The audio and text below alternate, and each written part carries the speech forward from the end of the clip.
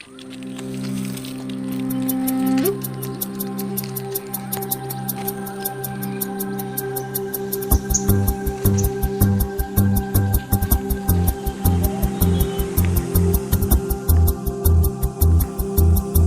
జాతీయ పతాకం మువ్వన్నెల జెండా.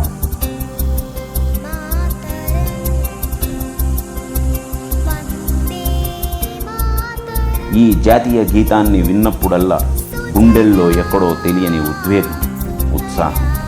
ఇది స్వాతంత్ర పోరాటానికి ఊపిరి నూది, ఆ సంగ్రామానికి బాసటగా నిలిచి ఎంతోమంది స్వాతంత్ర సమర యోధుల గుండెల్లో స్ఫూర్తిని నింపిన సమర శంఖ గీతం.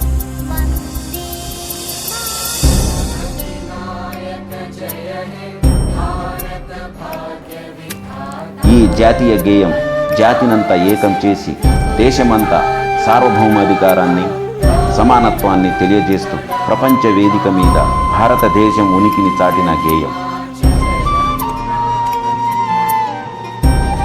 ఆకాశమంతా నిలువెత్తు గర్వంగా నిలబడే జాతీయ జెండాకు పట్టిన దుస్థితిని ఒక్కసారి చూద్దాం, సిగ్గుపడదాం. ఇటువంటివి వేలు లక్షలు. ఇప్పుడు వాటిలో అతి ఘోరమైనవి ఇక్కడ కొన్ని.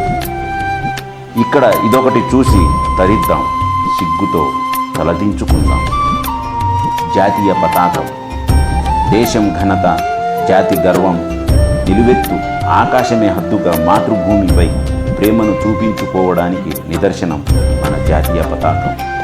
ఈ జెండా తాలూకు విలువలు దేశభక్తి పాఠాలతో బాల్యం నుంచి వారిలో నాటుతూ జాతి కోసం బలంగా నిలబడే వరకు దేశం మీద ప్రేమ, అభిమానం, గౌరవం అనే భావాలు బలపడే విధంగా కృషి చేస్తేనే దేశ ప్రతిష్టను ప్రపంచమంతా వ్యాపింపజేసే మహానుభావులు తయారవుతారు.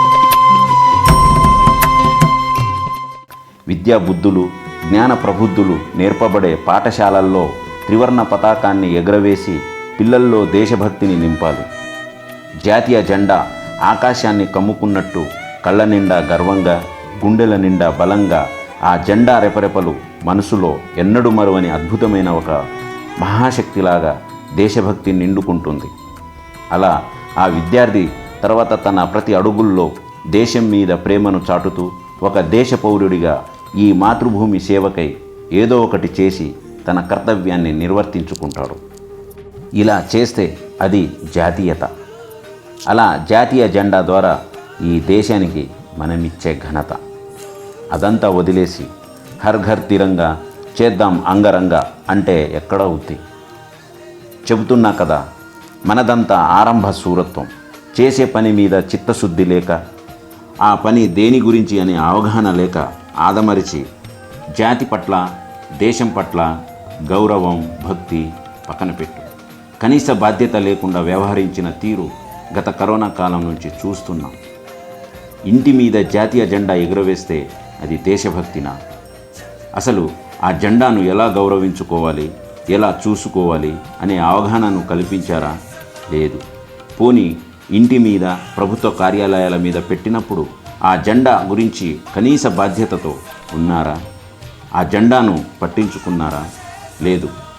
నిప్పులాంటి నిజం ఏమిటంటే ఈ 4 ఏళ్ల పాటు మన జాతీయ జెండాకు జరిగిన అవమానం అంతా ఇంత కాదు. యావత్ భారత జాతి దీనికి బాధ్యత వహించాల్సి ఉంది. ఎందుకో తెలుసా? ఈ 70 ఏళ్ల కాలంలో మన దేశంలో మన జాతీయ జెండాకు జరిగిన ఘోర అవమానం మరెక్కడా జరగలేదు. 150 ఏళ్ల స్వాతంత్ర పోరాట సంగ్రామానికి, నాటి వీరుల త్యాగానికి నిదర్శనం త్రివర్ణ పతాకం.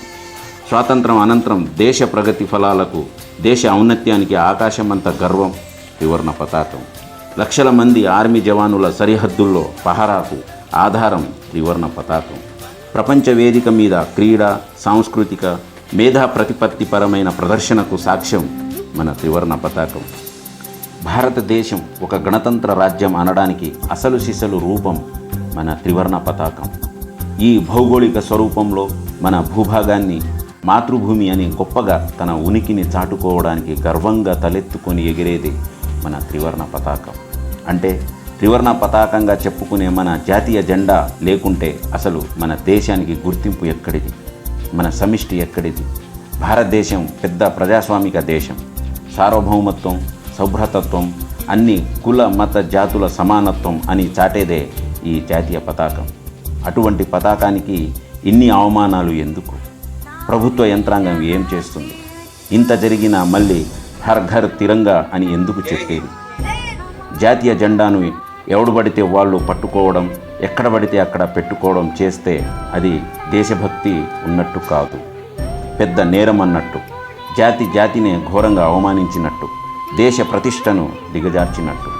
అందుకే ఒక దేశ పౌరుడిగా నా తోటి భారతీయులను, ప్రభుత్వ ప్రైవేటు రంగాలను, సమస్త దేశ వ్యవస్థను చేతులు జోడించి వేడుకుంటున్నా, దయచేసి జాతీయ జెండాను అవమానించకండి.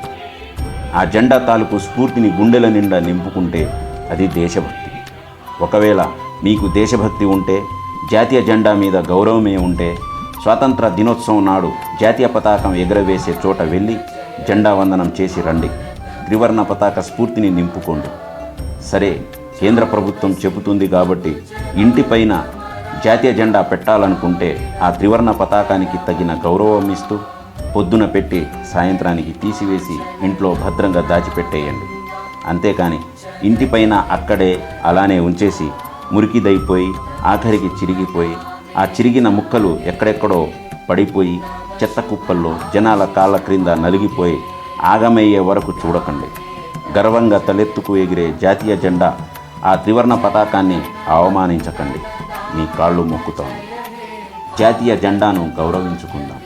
నేల కొరుగుతున్న త్రివర్ణ పతాకాన్ని రక్షించుకుందాం. ఆకాశంలో స్వేచ్ఛగా ఎగిరే జెండాను రెపరెపలాడిద్దాం. ఇదే నా దేశభక్తి నినాదం. జై హింద్.